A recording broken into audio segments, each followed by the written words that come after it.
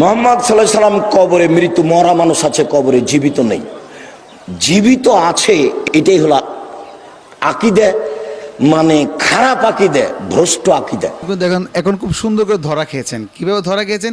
তিনি বলছেন রাসূল আকরাম সাল্লাল্লাহু আলাইহি সাল্লাম তিনি কবরের মৃত, তিনি জীবিত নন। নাউযুবিল্লাহ। অত স্পষ্ট হাদিস আছে আল আম্বিয়াউ আহইয়াউন ফি কুবুরিহিম ইউসাল্লুনা, মেশকাত 27 পৃষ্ঠা আসছেন।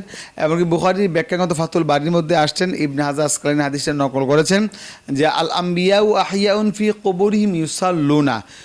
তারপরে অনেক কিতাবের মধ্যে আছে, আবু দাউদ শরীফের 2141 নম্বর হাদিসে আছেন, নবীজি বলেছেন মা মিন আহাদিন ইউসাল্লিমু আলাইয়া ইল্লা রদ্দাল্লাহু আলাইয়া রুহি হাত্তা আরুদ্দা আলাইহিস সালাম।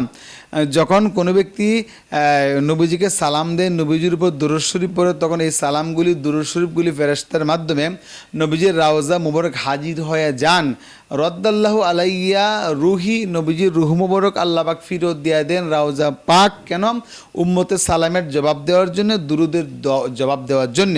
প্রিয় দর্শক, শুধু তাই না, ইবনে মাজাহ জিলদে আউয়াল প্রথম খণ্ডে 502 পৃষ্ঠা আসছে আকসিরুস সালাত আলাইয়া ইয়াউমাল জুমআতি ফাইন্নাহু ইয়াউমুন মাশহুদ ক্বালা কুলতু আবাদাল মাউত ক্বালা আবাদাল মাউত ইন্নাল্লাহা হারাম আলাল আরদ আন তাকুল আজসাদাল আমবিয়ায়ে ফানাবিয়ুল্লাহি হাইয়ুন ইউযকু। অসংখ্য হাদিস রয়েছে সমস্ত নবীর গুস্ত মাটি খাওয়া, মাটির জন্য